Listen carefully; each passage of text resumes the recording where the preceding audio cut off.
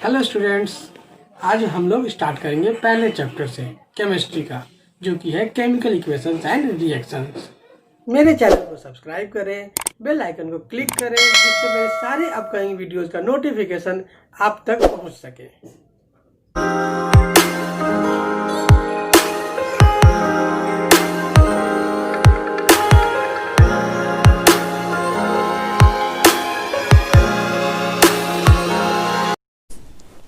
Hello students, तो आज हम लोग सबसे पहले केमिस्ट्री का पहला चैप्टर स्टार्ट करेंगे, जिसका नाम है केमिकल रिएक्शंस एंड इक्वेशंस। ठीक है, चैप्टर 1 है।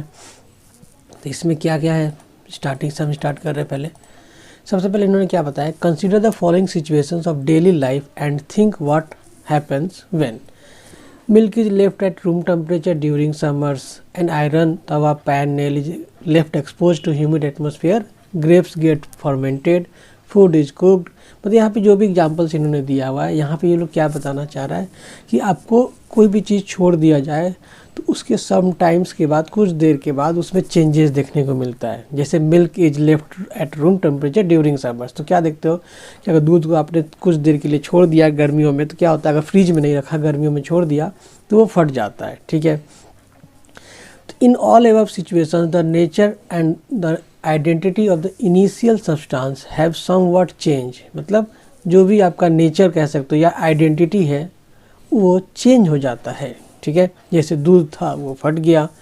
We have already learn about physical and chemical change. अब यहाँ पे आपको फिजिकल और केमिकल चेंज के बारे में बताया है। ठीक है, ये इंपॉर्टेंट है, पूछा जा सकता है एग्जाम में इसके बारे में, तो ध्यान से इसको अंडरलाइन कर लेना है। अपना बुक निकाल के और पेंसिल में ये सब जो भी चीज़ें मैं बोलूँगा उसको अंडरलाइन कर लेना है। उसने बोला है प्रीवियस क्लासेस पढ़ा था।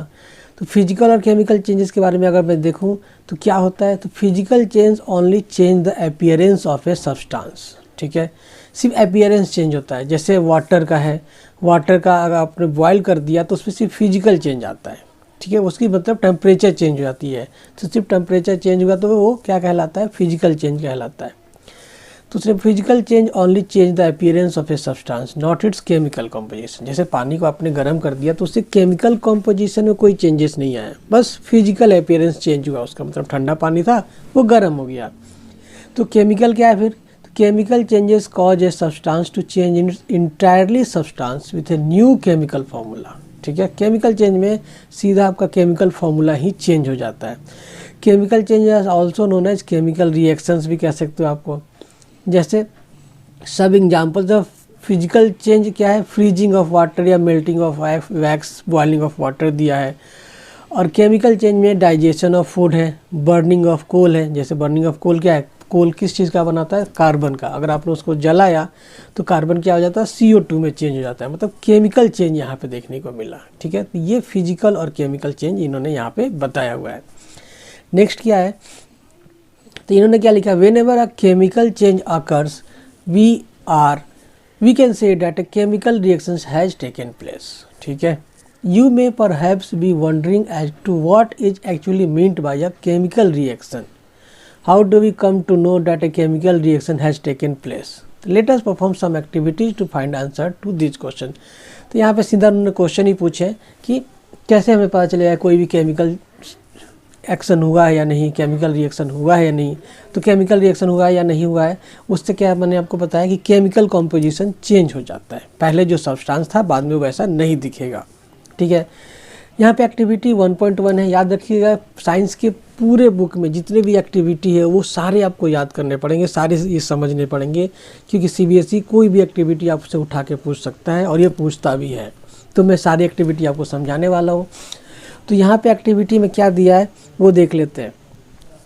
सबसे पहले क्या बोला है कि this activity needs the teacher assistance, it would be better if students wear suitable eye glasses. ठीक है, clean A magnesium ribbon about 3 to 4 centimetre long bye rubbing with sand paper. अब यहाँ पे आपको ध्यान में रखना है कि उसने यहाँ पे क्या बोला आपको, कि जो भी मैं अंडरलाइन कर रहा हूँ उस सब चीज़ों को ध्यान में रखना है। कि उसने बोला था क्लीन ए मैग्नीशियम रिबन, हमें क्लीन करना है सैंड पेपर से। ठीक है, तो ये इसको अंडरलाइन कर लेना है कि क्यों हमें क्लीन करना है। तो मैं पहले बता देता हूँ, वो लिख लीजिएगा आप वहाँ पे।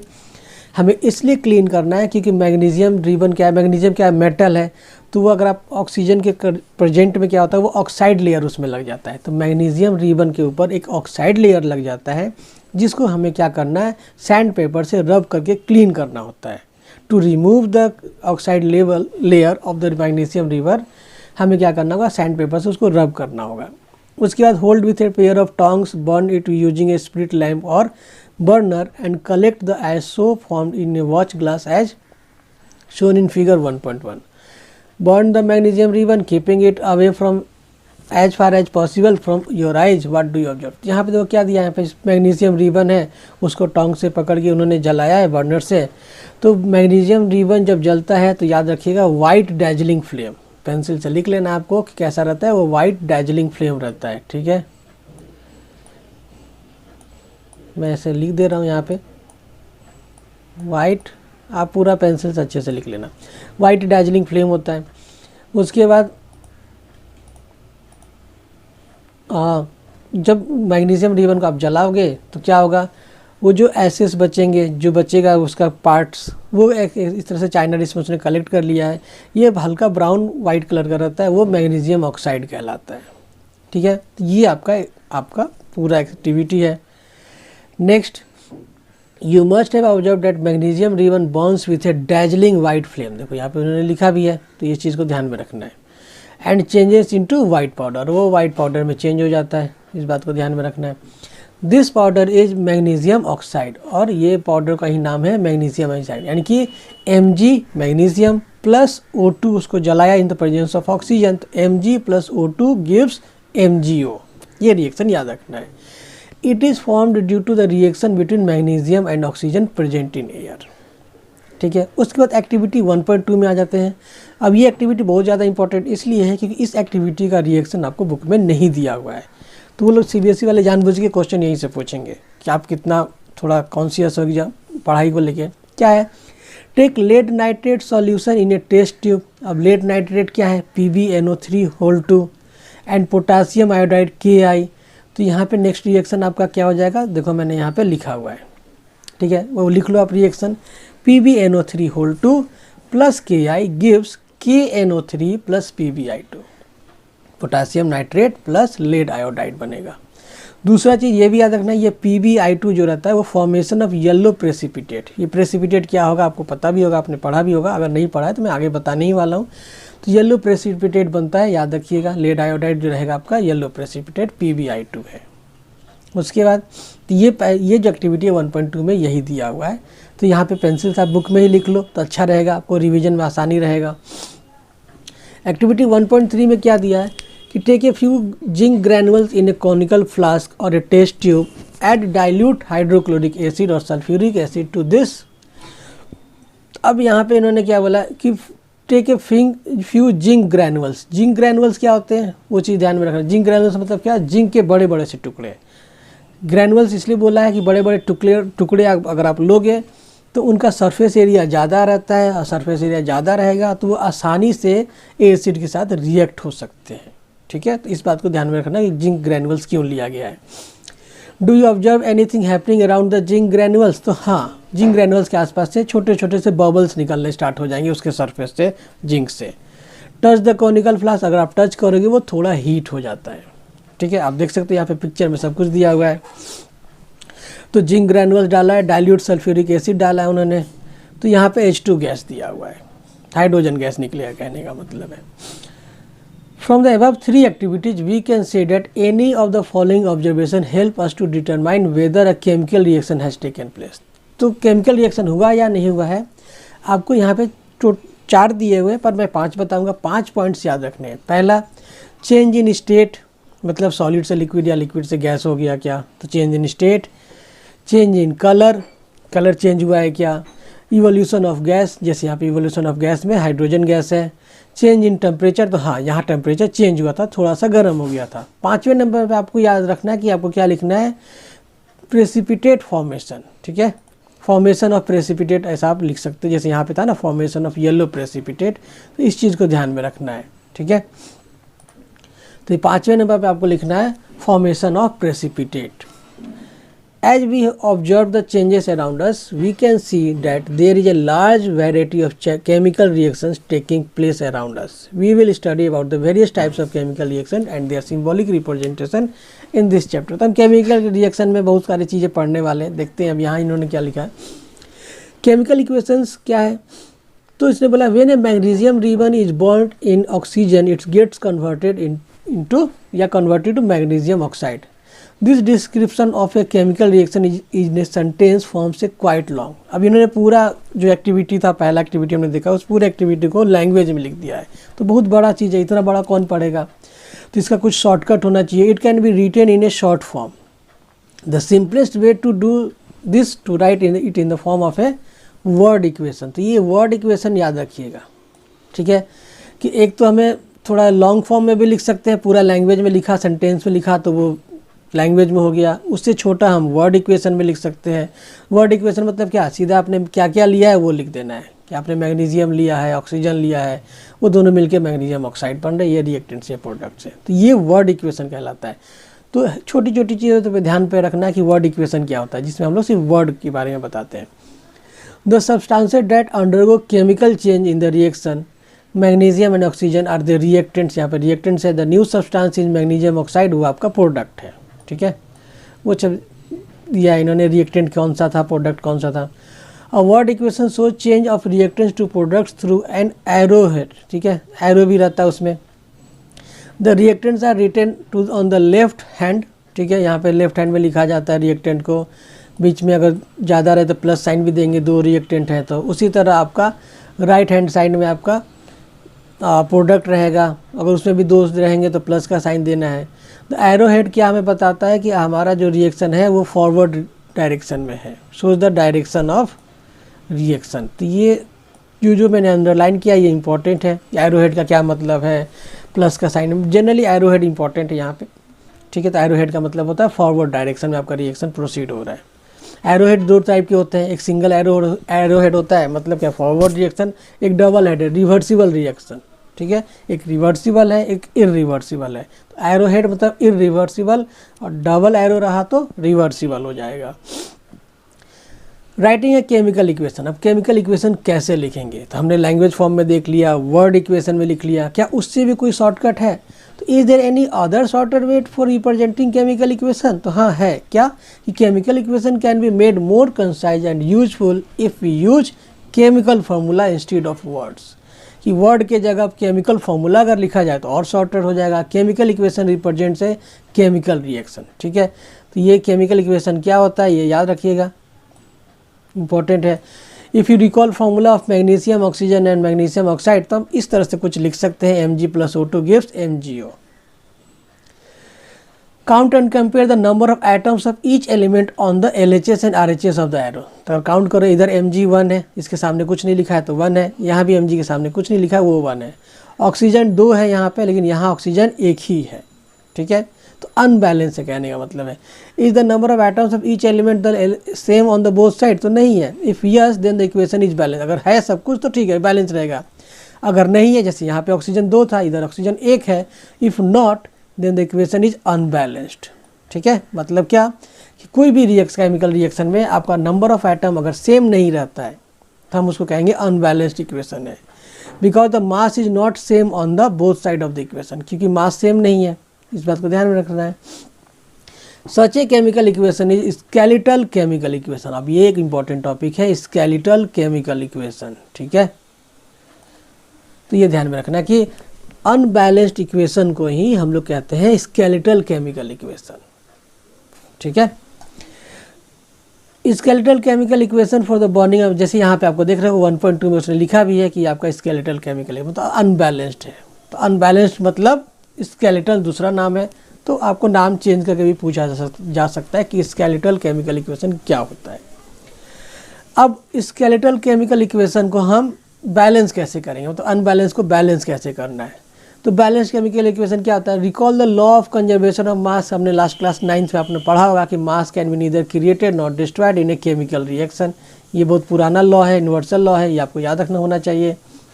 Date is the total mass of the elements present in the products of a chemical reaction has to be equal to the total mass of the elements present in the reactants. मतलब ये जैसा उसने लिखा है वो पूरा एकदम रट्टा मार लेना है।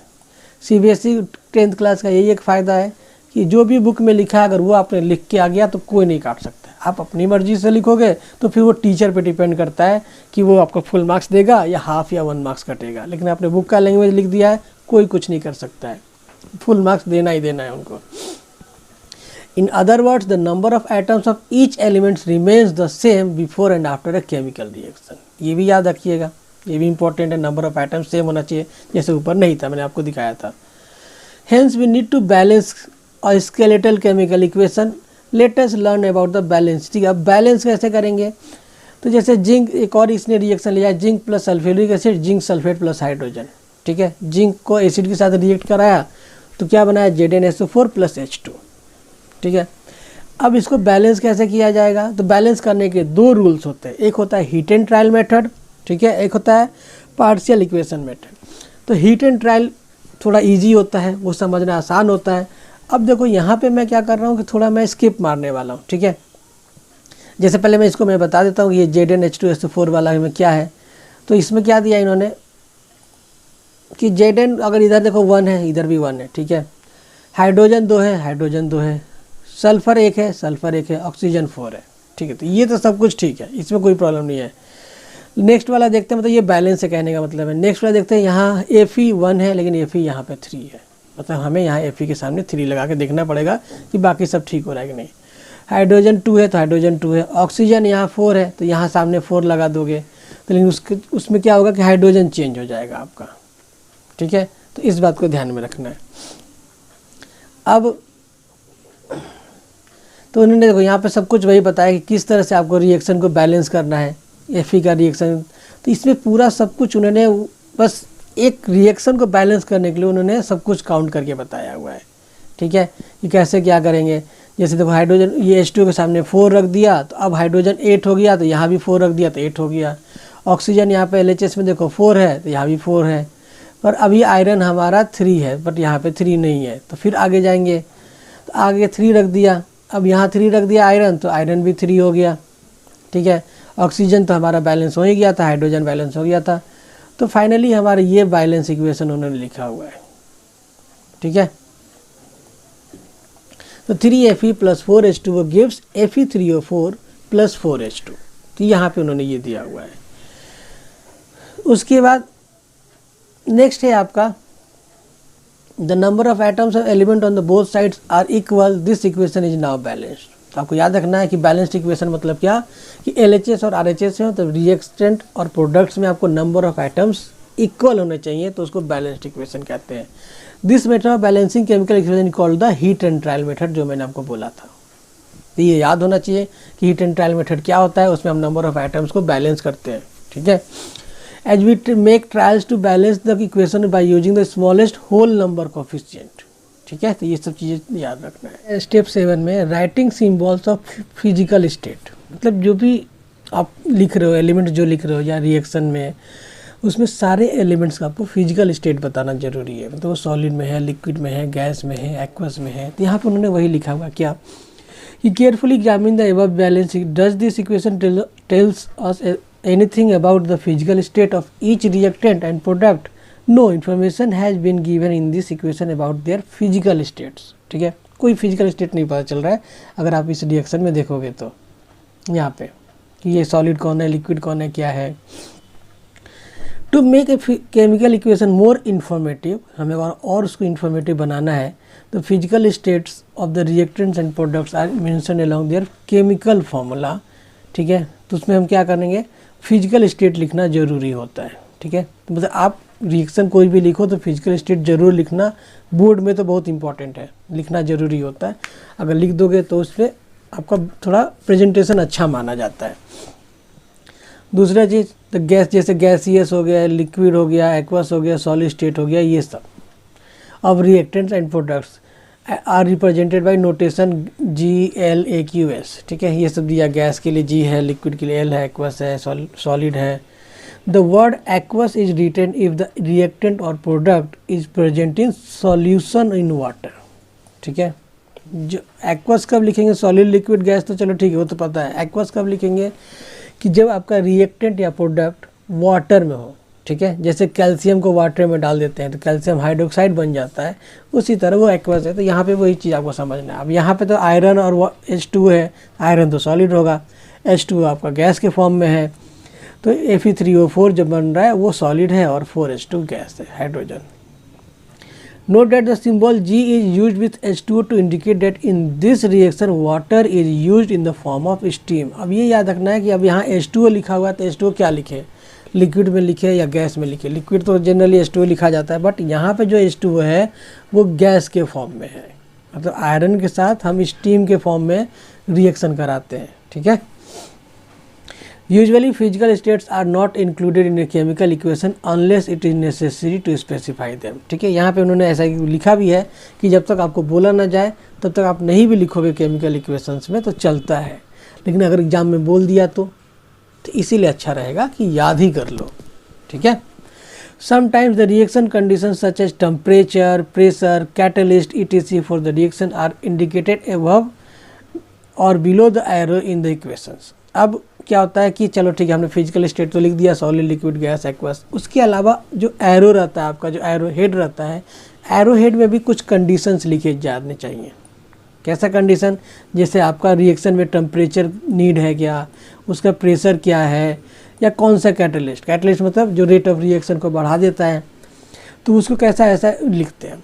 जैसे यहाँ पे देखो कार्बन मोनोऑक्साइड को हाइड्रोजन के साथ रिएक्ट कराया, दोनों गैस के फॉर्म में है, तो प्रेशर कितना चाहिए 340 atm, तो ये आपका क्या बन जाएगा, ये मिथेनॉल बन गया, CH3OH। हम कार्बन कंपाउंड्स में देखेंगे ये, और ये रिएक्शन बहुत इंपॉर्टेंट है, याद रखिएगा, ठीक है, क्योंकि ये कार्बन कंपाउंड का चैप्टर का रिएक्शन है, बस दिया हुआ है यहाँ पे, तो कंफ्यूज करने के लिए वो ये पूछ सकते हैं ये वाला रिएक्शन, क्योंकि इस चैप्टर में तो है ना, आपका होगा कि सर मिथेनॉल तो सिलेबस में था नहीं, बट क्यों पूछ दिया गया, क्योंकि ये यहाँ पे था और ये चैप्टर तो पूरा आ रहा है, तो ये रिएक्शन इंपॉर्टेंट है, ठीक है। दूसरा एक और रिएक्शन इन्होंने दिया हुआ है CO2 + 12H2O, ठीक है, वो फोटोसिंथेसिस वाला, कि प्लांट कैसे अपना खाना बनाता है, फोटोसिंथेसिस कैसे करता है। तो यहाँ पे दो चीज़ें एरोहेड पे लिखी हुई है, कंडीशन दो है कि सनलाइट चाहिए तो ही करेगा वो, और क्लोरोफिल चाहिए उसको, जो प्लांट्स के अंदर होते हैं लीफ में, तो उसका वो ग्लूकोज बनेगा, ऑक्सीजन बनेगा और वाटर बनेगा।